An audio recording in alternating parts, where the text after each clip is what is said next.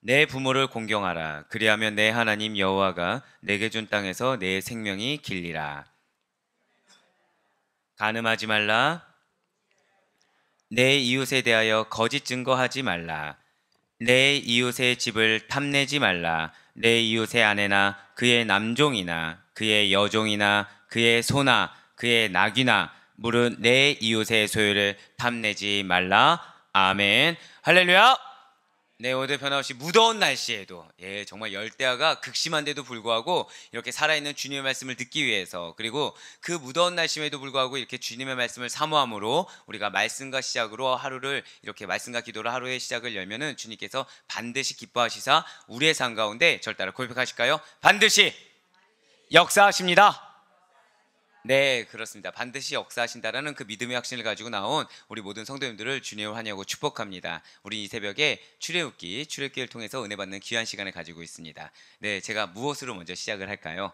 자, 40년 광야 시대는 몇 단계로 나눠지게 됩니까? 그렇죠. 5단계입니다. 그러면 지금 우리가 바라보고 있는 이 출애굽기 20장, 지금은 과연 몇 단계, 어느 시기인지 혹시 알고 계십니까? 2단계. 그리고 그렇죠. 시내산 기착 시기. 너무나도 탁월하게 맞춰주셨어요. 시내산 기착 시기, 시내산 중간 체류 시기를 지금 들어서고 있습니다. 그 시작에서 하나님께서는 이스라엘 백성들에게 무엇을 명령하셨냐면 거룩과 성결을 명령하셨다라는 거예요. 그리고 하나님께서는 셋째 날에 강림하셨습니다. 그것도 이스라엘 백성 누구나가 모든 감각을 통해 다 알 수 있도록 장엄하게 현현해 주셨다라는 것이죠. 그리고 하나님께서는 모세를 통해서 당신에 대한 그 이스라엘 백성들의 무슨 명령을 내셨는지 혹시 기억하십니까? 접근 금지 명령을 내리셨다는 거예요. 그리고 지금 모세는, 우리가 지난 금요일부터 시내산에서 여호와 하나님께 십계명을 받고 있다라는 것이죠. 율법의 중심이자 율법의 기본이 되는 십계명입니다. 그 율법 조항들은 인간이 하나님의 선민이라고 한다면 그의 백성으로 살고, 그리고 하나님의 축복을 누리기 위한 최소한의 의무라는데 그 십계명에 의의가 있다는 거예요. 그러니까 이 십계명이 어떤 특별한 율법이 아니라 사실 선민으로서 하나님의 백성이라고 한다면 최소한 지켜야 되는 의무라는 것이죠. 더불어 이 십계명은 무엇에 초점이 있다고 말씀을 드렸었냐면 하나님의 백성이 맺어야 될 하나님과의 관계, 그리고 하나님 백성의 그 공동체의 구성원의 관계, 즉 이 십계명은 절 따라 고백하실게요. 관계. 이걸 반드시 잊으시면 안 됩니다. 관계에 초점이 맞춰져 있다는 것이죠. 하나님과의 관계, 사람과의 관계에 초점이 맞춰져 있다는 거예요. 하나님과의 관계가 바로 세워질 때만이 사람과의 관계가 바로 설 수 있다는 것을 의미한 십계명입니다. 이러한 십계명은 1계명부터 4계명까지는 하나님과 사람과의 관계, 특히 하나님을 향한 어떤 계명이라고 기억하고 계십니까? 대신 계명으로 주어졌고, 5계명부터 10계명까지는 인간들 서로를 향한 어떤 계명입니까? 대인 계명으로 구성되어 있다라는 것이죠. 지난 금요일을 통해서 하나님을 향한 대신 계명에 대해서 말씀을 주신 주님께서는 이제 5계명에서 10계명까지 대인 계명에 대해서 모세에게 오늘 말씀해주고 계시다라는 거예요. 먼저 오늘 본문 12절 말씀 보도록 하시겠습니다. 내 부모를 공경하라. 그리하면 내 하나님 여호와가 내게 준 땅에서 내 생명이 길리라. 아멘. 바로 대인 명령 중에 가장 첫 번째, 사람과 사람과의 관계에서 가장 첫 번째가 되는 5계명이 무엇에 대한 지금 명령입니까? 부모 공경에 대한 명령이라는 거예요. 이것은 굉장히 시사하는 바가 큽니다. 사람이 사람으로서 지켜야 할 가장 기본이 되는 규범이 바로 부모님에 대한 공경을 실천하는 거라는 것이죠. 가장 기본이 되는 규범이 무엇이라고요? 부모 공경이라는 거예요. 부모님을 사랑하지 않고, 그리고 부모님을 공경하지 못한다고 하면서 나는 눈에 보이지 않는 하나님을 사랑합니다, 이것은 어불성설이라는 거죠. 지금 내 눈에 나의 육신의 부모에게도 제대로 하지 못하는데 어떻게 하나님께 제대로 할 수 있느냐라는 그 말씀이라는 거예요. 그렇기 때문에 우리가 착각하지 말아야 될 것은, 부모란 단순히 우리 자신을 이 땅에 태어나게 한 생물학적인 매체, 혹은 이 땅에서 우리를 양육해주고 지원해주는 물질적인 후원자 정도의 존재가 결코 아니라는 것이죠. 하나님께서 허락하신 대로 부모님은 이 땅에서, 절대 고백하실게요, 하나님을 대신하는 하나님을 대신하는 권위를 지닌 존재가 부모님이라는 거예요. 예. 역시 안타까워하시는 모습들이 보여지네요. 이거 내 자녀가 들었어야 되는데, 내 애를 한 명만 데려올 게 아니라 두 명을 다 데리고 왔었어야 되는데. 네, 괜찮습니다. 영상을 통해서 다 들을 거라 믿고 있어요. 자, 부모님은 어떤 분이라고요? 이 땅에서 하나님을 대신하는 권위를 지닌 존재라는 것이죠. 그렇기 때문에 자녀는 부모를 섬기는 일에 있어서 하나님을 섬기듯이 정성껏 해야 하는 것이 마땅하다는 거예요. 또한 이렇게 부모를 섬기고 순종함으로 인해서 하나님께서 우리에게 무엇을 예배해 두셨냐면, 우리가 부모님을 섬기고 부모님을 순종함을 통해서 하나님을 섬기며 순종하는 법까지 자연스럽게 배울 수가 있다는 것이죠. 우리가 하나님을 이렇게 섬겨야 되는 거구나. 그리고 내가 지금 부모님을 이렇게 섬기는 만큼 사실은 하나님을 이렇게 섬기고 있는구나. 나의 지금 현재의 하나님의 섬김을 보여줄 수 있다는 거예요. 우리가 섬김을 아무리 많이 한다고 해도 내 마음 가운데 하나님이 얼만큼 들어서 있는지, 얼만큼 하나님을 경외하는지, 누구를 공경하고 섬기는 통해서 우리가 비춰볼 수 있다고요? 부모님을 공경하는 모습을 통해서, 부모님을 섬기는 모습 통해서 볼 수가 있다는 것이죠. 그래서 종교개혁자 루터는 이렇게 말을 합니다. 부모는 하나님의 대리자다. 종교개혁자임에도 불구하고 이런 말씀을 전했다는 것이죠. 진실로 부모는 이 땅에서 하나님을 대신하는 권위의 상징이자 존재 그 자체입니다. 예수님께서도 이러한 진리를 무시했던 당시의 유대인들을 꾸짖으셨다는 것이죠. 아버지나 어머니에게 드려야 할 것을 제대로 드리지 않으면서 나의 것으로 취합니다. 그러면서 고르반이라고 외친다는 거예요. 즉 하나님께 드림이 되었다고 말하던 유대인들이었다는 것이죠. 이것이 무엇이냐면, 유대인들이라고 해서 다 잘 살던 것은 아니었습니다.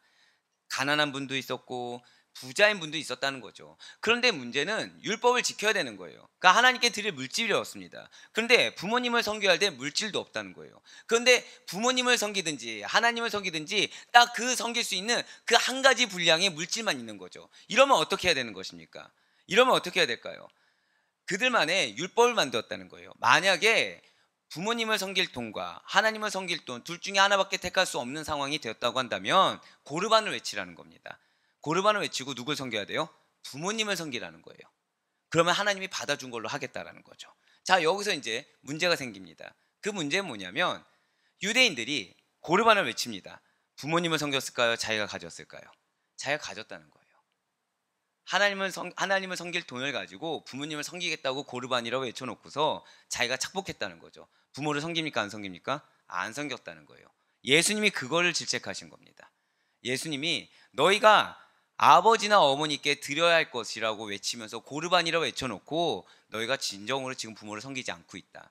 그러면서 사람의 전통을 가지고 악용해서 하나님의 계명을 지키지 않는다고 꾸짖으셨다라는 것이죠. 그렇습니다. 우리는 그런 유대인들과 달라야 된다라는 거예요.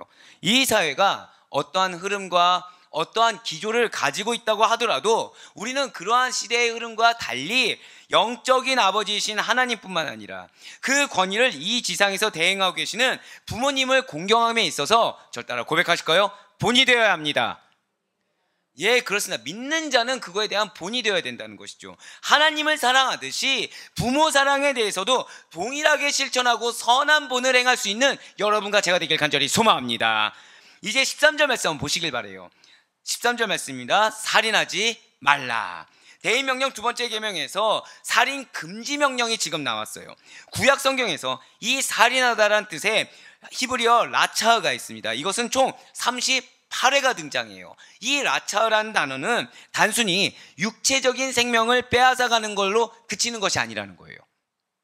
히브리어 라차흐는 그 사람이 가진 고유한 인격과 그리고 그가 가진 거룩한 하나님의 형상을 무참히 박살내는 것까지 시사하는 표현이 라차흐라는 것이죠. 그러니까 생명만 뺏어가는 것이 아니라 그의 인격까지 무너뜨립니다. 그리고 그가 가지고 있는 하나님의 형상까지 없어지게 하는 것, 그것까지 박살내는 것까지 시사하는 표현이 라차흐인데, 그 라차흐가 뭐라고요? 살인이라는 거죠. 즉 무엇입니까? 살인이라는 것이 단순히 나와 상대방 간의 문제에서 끝나는 것이 아니라는 거예요.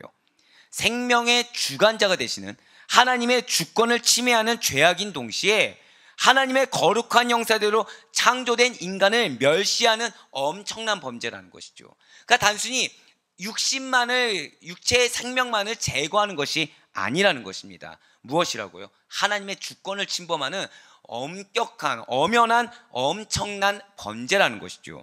또한 살인에는 타인을 죽이는 행위와 더불어서 자신의 생명을 스스로 끊는 자살까지도 포함되는 것입니다. 즉 제6계명에서 말하는 살인하지 말라라는 명령 안에는 인간의 생명을 해치는 모든 행위, 인간의 인격을 파괴하는 모든 행위, 하나님의 형상을 박살내는 모든 행위를 금지하고 있다는 거예요. 진실로 하나님께서는 인간의 생명을 소중하게 여기십니다.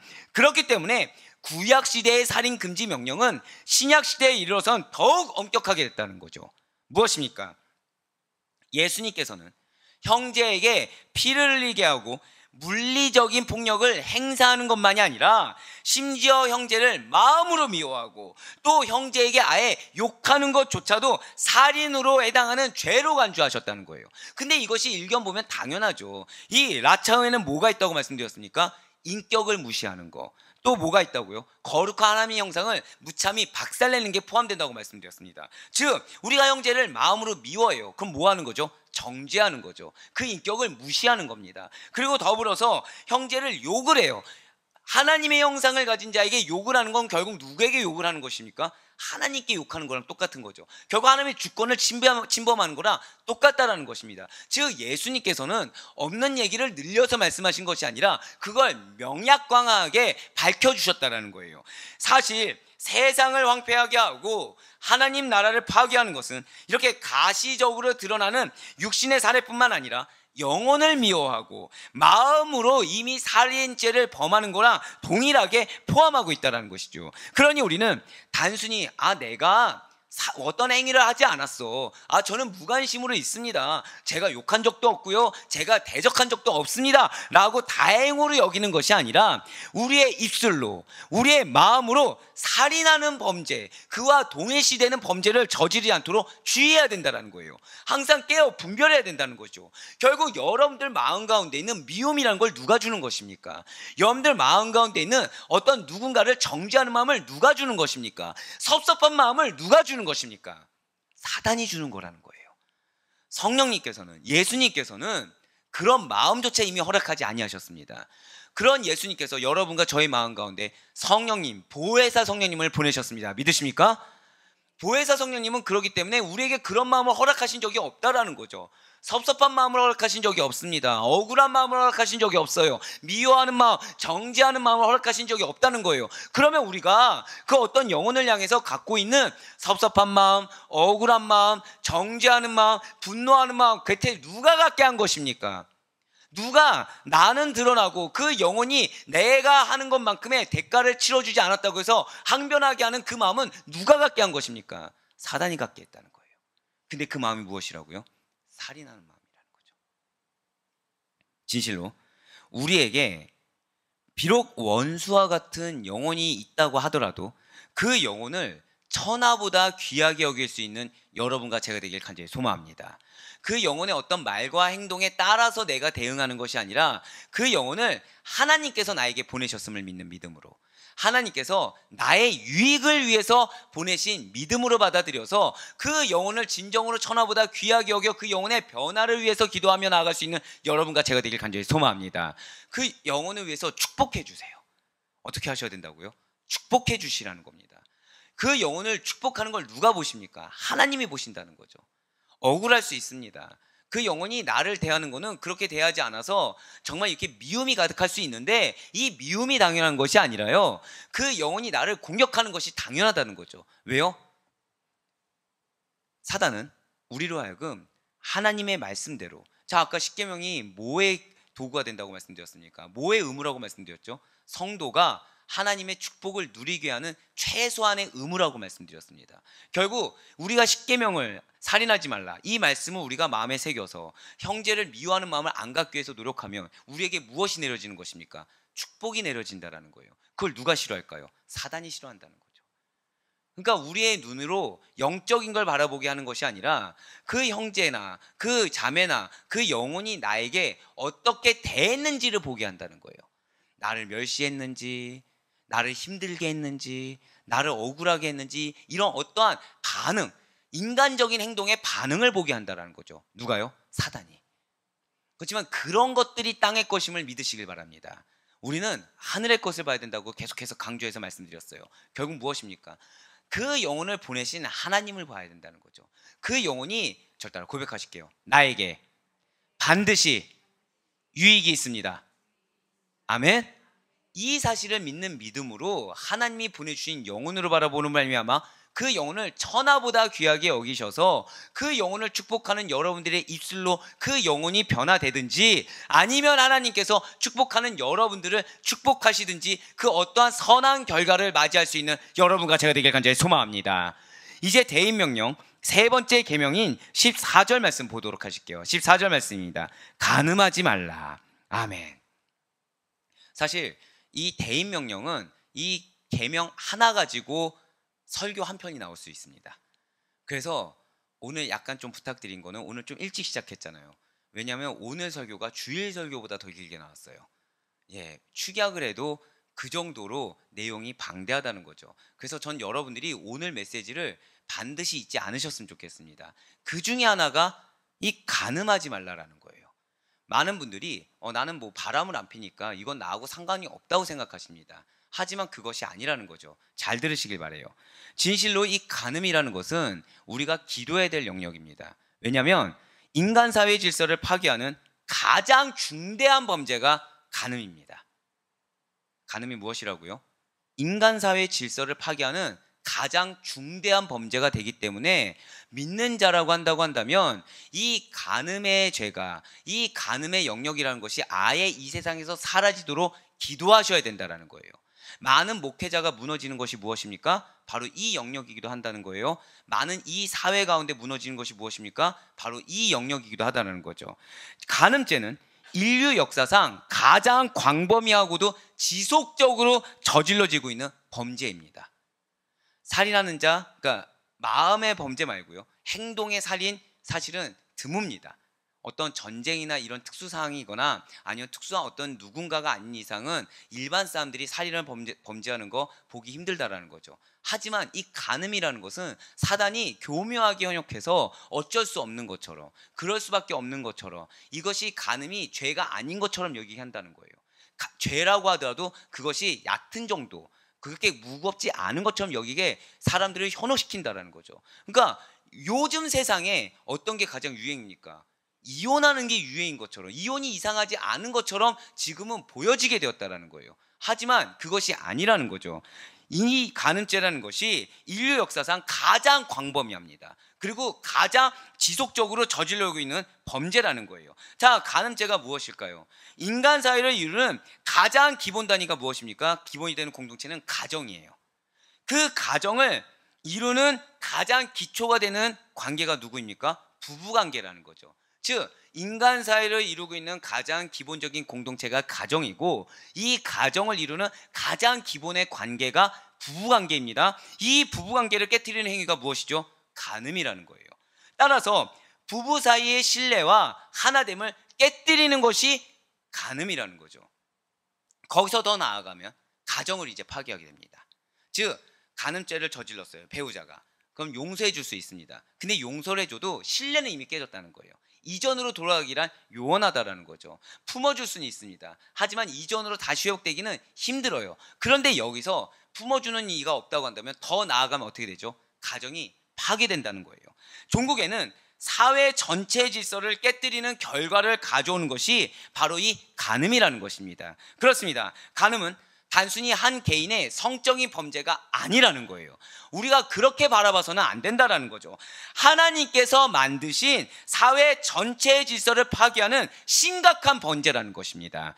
이 간음에 대해서 예수님께서는 육체적인 간음뿐만 아니라 마음속에 그러한 생각을 품는 것도 간음으로 규정하시고 금하셨어요. 왜이겠습니까? 하나님의 창조 원리와 결혼의 신성함을 파괴하는 그 기본 시작이 되기 때문이라는 거죠. 자, 결혼의 신성을 파괴하는 그 시작이 무엇이라고요? 생각이라는 거예요.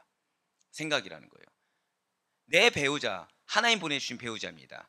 내 배우자는 나에게 가장 적합한 배우자입니다. 정확히는 내가 감히 얻을 수 없는 배우자입니다. 믿으십니까? 이거 한 명만 아멘 나왔어. 네, 괜찮아요. 써놨어요. 아멘이라 하면 아무도 대답하지 않을 거라고. 네, 갑자기 물어보면 누가 대답할 수 있겠습니까? 그런데 중요한 거는 이 마음에 음욕이란 걸 품었어요. 왜 품죠? 만족하지 못하고 있다는 얘기입니다. 만족하지 못하고 있어요. 비교라는 걸 해버린 거죠. 이미 범죄가 들어간 겁니다. 뭐가 없는 거예요? 감사가 없는 거죠. 하나님 보내주신 영혼에 대한 감사가 없는 겁니다. 그래서 마음으로 비교란 걸 해버렸어요. 자, 우린 상대와 상대를 비교하게 창조되었습니까? 아니라는 거예요. 우리는 형제와 형제를 비교하지 말라고 배웠습니다. 근데 마음으로 이미 비교란 걸 해버렸어요. 근데 비교란 걸 하고서 뭘 한 거예요? 하나님이 보내주신 나의 가장 적합한 배우자를 평가절하해버렸어요. 낮은 취급해버렸어요. 그러면서 지나가는 저 다른 영혼을 더 높게 평가한 거죠. 외모가 되었든 뭐가 되었든 어느 영역이 되었든 훨씬 더 높게 평가했다는 거예요. 그러면서 하나님께로부터 받아 거룩하게 간직해야 될 성령의 전인 이 육체를 더럽히게 된다는 거죠.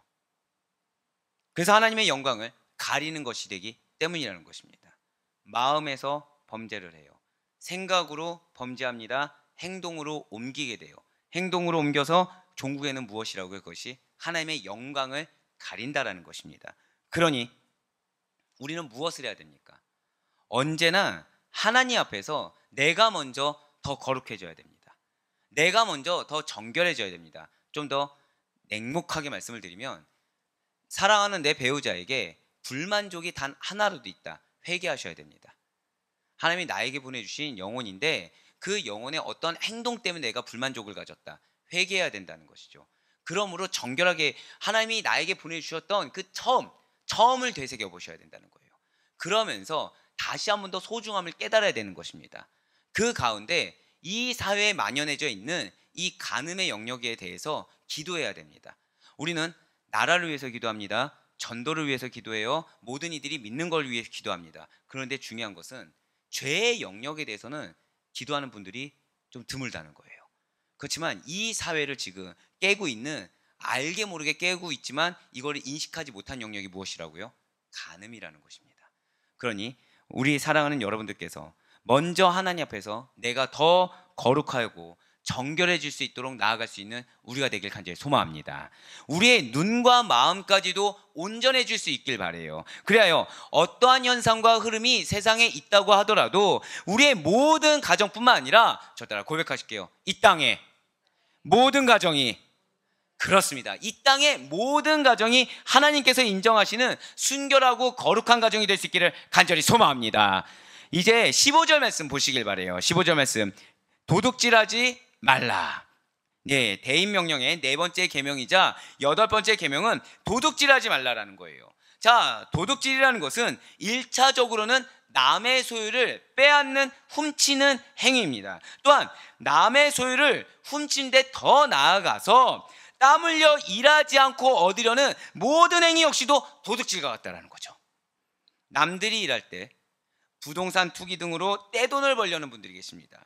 자신은 열심히 일하지 않아요. 그런데 묻어가는 분들 계세요. 열심히 일하지 않고 다른 주위의 사람들의 도움만으로 쉽게 돈을 벌려는 분들도 계시다라는 것입니다. 남들 열심히 일할 때 가만히 있다가 묻어가서 같이 인정받고자 하는 분들도 계시다라는 거예요. 또는 복권이나 도박 등을 통해서 쉽게 돈을 벌려는 그런 분들이 계시다라는 거죠. 이런 자들은 직접 다른 사람들의 소유를 훔치지는 않았습니다. 설령 그렇다고 할지라도 사실은 도둑질한 것과 마찬가지의 삶을 살고 있다는 것이죠. 따라서 혹시라도 우리 안에 땀 흘리기를 꺼려하는 스스로의 행동이나 마음이 있다고 한다면, 내가 너무 고생하는 것 같아, 나 좀 쉬어야 될 것 같아, 이런 스스로의 판단으로 내가 그래도 좀 더 쉬자 이런 마음을 갖고 있다고 한다면 즉시로 그것을 부끄럽게 여기고 회개하며 더 이상 무의도식하지 말아야 된다는 거예요. 자신이 기울인 노력 이상의 결과를 얻으려고 해서는 안 된다는 거죠. 열을 냈으면 열을 걷어가려고 해야 되는데 열을 내고 스물을 가져가려고 하는 그 마음이 도둑질하는 마음이라는 것입니다. 우리는 하나님 안에서 열심으로 땀 흘려 수고하는 것이 당연한 성도입니다. 믿으십니까? 하나님이 그렇게 만드셨다라는 거예요. 그러니 언제나 수고하고 충성된 종이 우리라고 그 열심을 인정받을 수 있는 우리 모두가 될 수 있길 간절히 소망합니다. 이 세상의 기조처럼 적게 일하고 많이 버는 것이 당연한 것처럼 받아들여서는 안 된다라는 거예요. 우리는 수고한 만큼, 우리는 노력한 만큼 주시는 거라는 거죠. 예, 맞아요. 저 역시도 마찬가지라는 것입니다. 적게 묵상하고 은혜가 충만하길 바라는 마음이 들 때가 한두 번이 아닙니다. 그래서 조금이라도 잠을 자고 조금이라도 쉬어야 뭔가 목회를 좀 더 활기차게 열심히 잘할 수 있지 않겠어라는 유혹이 든다는 거예요. 하지만 하나님께서는 단 한 번도 그렇게 주신 적이 없어요. 그래서 제가 왜 농담 삼아 드릴 말씀이 있지 않습니까? 어떤 분은 부러워요. 하나님 너무 사랑하셔서 기도 한 번에 또 딱딱대는데 저는 이렇게 해야 겨우 응답됩니다라고 말씀드리지 않습니까? 그런데 사실은 이것조차도 축복이라는 거죠. 왜요? 제가 열의 10시간의 기도를 했다고 해서 하나님이 열의 결과를 주실 의무가 없다는 거예요. 하지만 하나님께서는 우리에게 10시간의 공을 들였으면 10시간의 공을 들인 만큼 결실을 주시겠다고 약속하신 하나님이신 줄 믿으시길 바라겠습니다. 그리고 이것이야말로 축복이라는 사실을 믿으시길 바라요. 왜요? 내가 1을 일하고 10을 얻게 되잖아요. 그러면은 그분은 1을 일하는 것만이 익숙하기 때문에 나중에 10을 일해야 될 때도 10을 일하는 법을 모른다는 거예요. 1을 일해서 1을 버는 거에 대해서 감사가 없다는 거죠. 결국 무엇을 하겠습니까? 사고를 칠 수밖에 없다는 거예요. 내가 받을 그릇이 안 됐는데 그 받을 그릇만큼 열심을 다하지 않았는데 거저 얻게 되는 버릇이 들이게 된다고 한다면 나중에는 거저 얻는 것이 당연한 것처럼 여겨지게 된다는 것이죠. 그러니 우리는 언제나 수고하고 충성된 종으로 남아있을 수 있길 간절히 소망합니다. 이제 9번째 계명과 10번째 계명은 같이 읽도록 하실게요. 왜냐하면 이웃과 관련된 내용입니다. 오늘 보면 16절과 17절 말씀입니다. 내 이웃에 대하여 거짓 증거하지 말라. 내 이웃의 집을 탐내지 말라. 내 이웃의 아내나 그의 남종이나 그의 여종이나 그의 소나 그의 낙이나 물은 내 이웃의 소유를 탐내지 말라. 아멘. 지금 9번째 계명 먼저 보시면 이웃에 대하여 거짓 증거하지 말라라고 말씀하고 있습니다. 여기서 말하는 거짓 증거란 법정과 같은 그 공적인 자리에서 사실을 감추거나 축소 또는 과장하여 진실에서 떠난 모든 말과 행동을 가리킨다는 것이죠. 진실로 거짓 증거는 공의로우신 하나님의 그 거룩하신 성품을 거스르는 거라는 거예요. 그래서 하나님께서 심히 가증히 여기시는 악한 행위가 바로 거짓 증언인 것입니다. 예수님께서도 이러한 거짓된 행위와 거짓 증언을 마귀와 연관시켜서 말씀하시면서 마귀가 거짓의 합이라고 말씀하지 않으셨습니까? 왜요? 예수님을 거짓 증언으로 말미암아 재판대로 올려보낸 일이 바리새인 율법교사들 아니었습니까?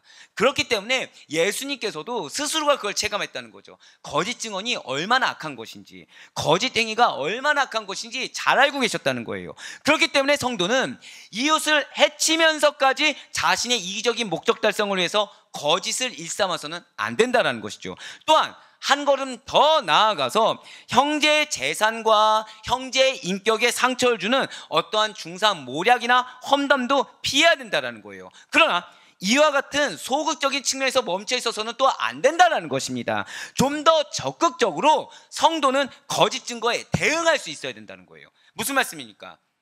할 수만 있다고 한다면, 즉 누명을 쓰고 있는 이웃을 위해서, 그 영혼을 위해서 자신의 불이익이 설령 다가올 것 같다고 하더라도 능동적으로 바른 말과 정직한 말, 용기 있는 행동을 할 수 있는 성도로서의 정의로움을 가져야 된다는 거예요. 그러니 언제나 거짓된 모든 것에 대해서는 경계할 수 있는 우리가 되길 소망합니다. 그래서 그거에 대해서 대적할 수 있는 여러분과 제가 될 수 있길 간절히 소망합니다. 언제나 여러분과 저의 모습이 많은 사람들에게 공의롭고 정의로운 그리스도인의 모습으로 남을 수 있길 간절히 소망합니다. 마지막 10번째 계명은 내 이웃의 집을 탐내지 말라라는 거예요. 이것은 이웃의 것에 절대 고백하실게요. 탐심, 이 단어를 기억하셔야 됩니다.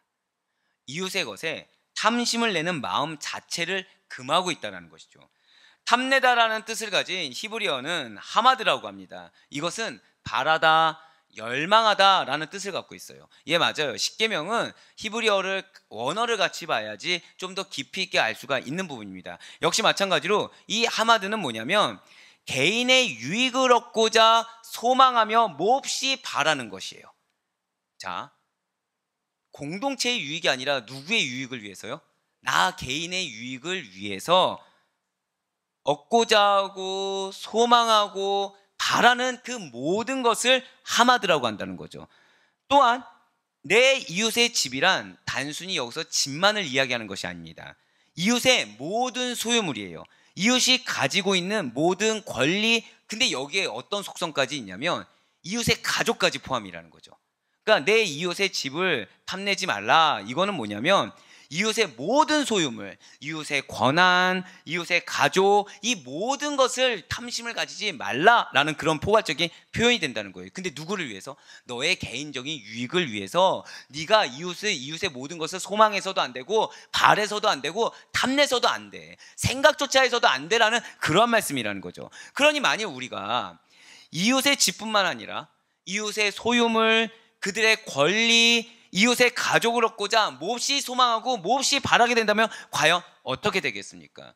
이런 일이 이렇게 바랬을 때, 바라는 걸 가지지 못했을 때 가지는 불만족이 어떠한 결과를 낳은지 우리가 요즘 뉴스를 통해서 너무 잘 보고 있다는 거예요. 무엇입니까? 요 근래 빈번하게 일어나고 있는 묻지마 범죄가 바로 그런 거라는 거죠. 기사를 볼 때마다 이 범죄자분들의 그 대다수가 뭐라고 말을 하고 있냐면 자신은 불행하다는 거예요. 난 너무 불행한데 저 사람들은 너무 행복하다는 거죠. 그래서 저 사람들은 행복한데 나는 불행한 게 저 사람들 때문이라는 겁니다. 이 세상 때문에 나는 불행해졌다는 거예요. 그래서 나는 이거를 표출해야 된다는 거죠. 그런 착각 때문에 벌어지는 경우가 대다수라는 것입니다. 내가 불행하니까 나는 불행한데 저 사람들은 행복한 거, 저 사람들 행복해서 내가 불행해졌구나. 그래서 저 사람들도 불행해져야 돼 라는 어처구니 없는 생각들이 범죄의 결과를 가져오게 된다는 거예요.